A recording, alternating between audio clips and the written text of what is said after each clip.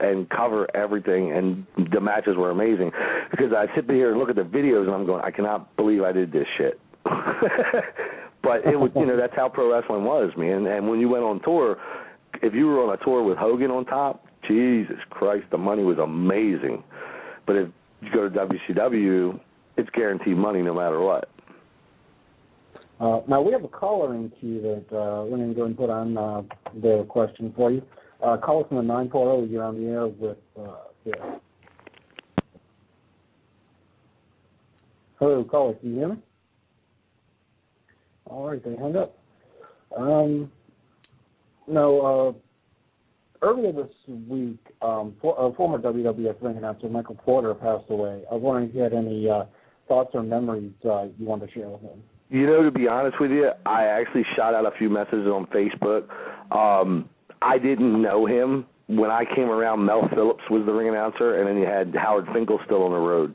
I did see that he passed, and I wish the best to his family. And, I mean, anybody in the business, that's the thing.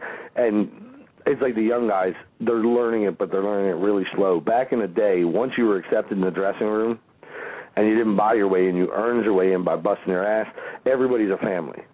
And you may not like that person. You may get into arguments with them, but it's still family, and I hate to see any of the guys go. God knows in the last, 15 years, 18 years, we've lost enough. All right, in the last couple, even this year. Bobby, you wrestled for a lot of independent promotions over the years. I counted up, it looks like it's close to 100. We'll talk a little bit more about that a little bit later, but one of the promotions you were with, it was like a later version of the AWA. Oh, boy. You were their last TV champion. You still own that belt. Now, I still own it because the cheap bastard never paid me my money. There's several things. I've worked for a couple different AWAs. Dale Gagne out of Minneapolis. People can say what they want. He's always been right there with me. My money was always right. He always got me good matches. My plane tickets were always there. But there was a couple other guys, and they had a kickoff of the AWA. I don't know how or why, but they did. And they were nice guys. I mean, the plane tickets were there all but the last tour, But they did stupid shit. I mean, the last tour I worked for them, when I won that strap, it was Gilbert was there. I forget who he worked with. Buddy Landell was there. Public Enemy fought the Road Warriors every night. And let me tell you something. I'll give you an idea, and I'm not going to give exact numbers, but let's just say what the Road Warriors got paid on the independents, they could pay for a whole show with names and probably 10 matches. So he put all that stuff on one show, and we ran like Thursday, Friday, Saturday, and Sunday in Indiana. And it just fell apart. I mean, it's nothing like working for Dale. Like I said, everything with Dale, you get shit that you just don't see on regular independent shows. Or I know you did when I was working for him. We flew out to do a show in Nevada, and it was like right way down in the corner, and it was like California, Arizona, and Nevada all touched like at one point. And the show was right there. It was for a big biker convention thing, and they treated us like gold. I mean, we had personal appearances to do and stuff, and it was just like working for Vince. I mean, you go out, you do your personal appearance. I remember the one I did there was at Hardee's. It was hilarious. And the people had no clue. Their manager okayed the deal through them, and we show up to do an autograph session, and they don't know what the hell's going on. But, I mean, Dale really had it together. Mike Schwab was the guy's name, if I remember correctly. And it all fell apart. His wife worked for Jägermeister. So Jägermeister was a major sponsor, was handing this guy a ton of money, and it just went south. Now, switch gears a bit to WCW. Now, you spent 6 years in WCW. You wrestled on pretty much every show they had. You wrestled on Nitros, Thunders, Saturday nights, everything. And we've heard some real horror stories about the WCW locker room. What was that atmosphere like for you? See, I'm different than a lot of the guys. And one correction, the only show I never wrestled on was Thunder. I worked on every show. I didn't get to Thunder. As a matter of fact, I was talking with Terry Taylor about doing some matches on Thunder just for the hell of it, just so I could say I worked on all of them right when Shane walked out on TV one Monday night. and that was the end of that.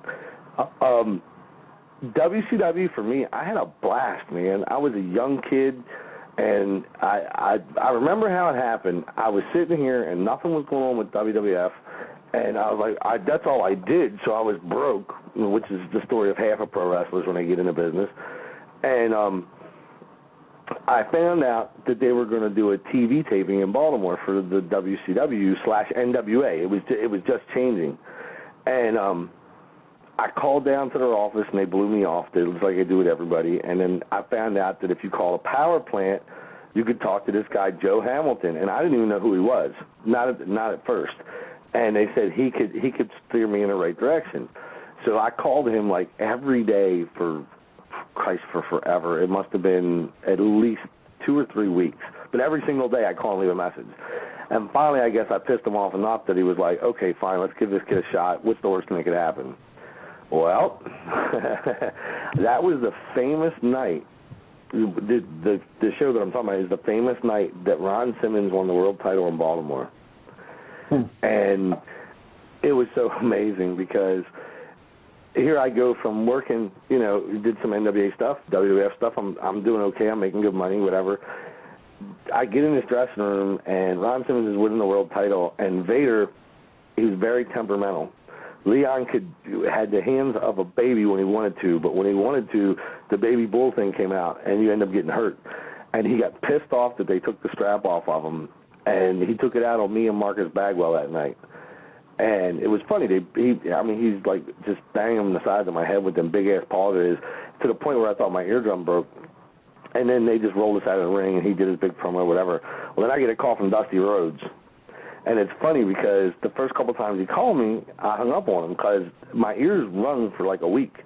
And you laugh, but it's true. The shit hurt. And I finally answered the phone with the right ear, and he's like, kid, what the hell are you doing, And I'm like, I'm sitting here in pain. What do you think I'm doing? He's like, I need you to come to Atlanta. I said, okie doke, I'm on my way. No driver's license. Got my girlfriend's car, drove to Atlanta, Georgia, wrestled Johnny B. Bad, had a phenomenal match with Johnny B. Bad. The next night, I wrestled another guy from here in Baltimore, Van Hammer, and it was what it was. Mark's a good guy.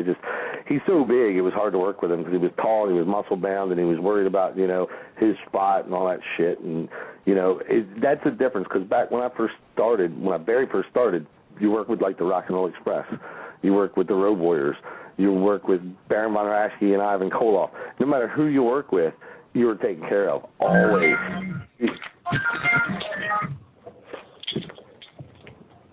Okay, now, what were your thoughts on Eric Bischoff? And given the opportunity, would you rather work for Eric Bischoff or Vince McMahon? Eric Bischoff, to me personally, was nothing but nice. But I did see some of the crazy antics backstage. You have to understand something. Everybody blames Eric for WCW going down, and I could say that. See, I didn't make that kind of money. When I left, my last run with them was $500 a night, which at that time was phenomenal money. You're a private contractor, you're going in there, you're working. I was getting between 2 and 5 dates a week. It all depended on if it was TV weeks or if they were in the Northeast. But I made phenomenal money. But the stuff that Eric was dealing with these guys was just so off the hook.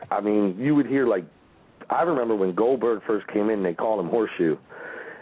Or him and Horseshoe, they had, like, a fight down in Florida. And they fired them both. Didn't think nothing of it. But Hulk saw something in Goldberg, and when they started that streak thing, the money was, he was the only one I can say got ripped at first. But let me tell you something, he put it in their ass in the end.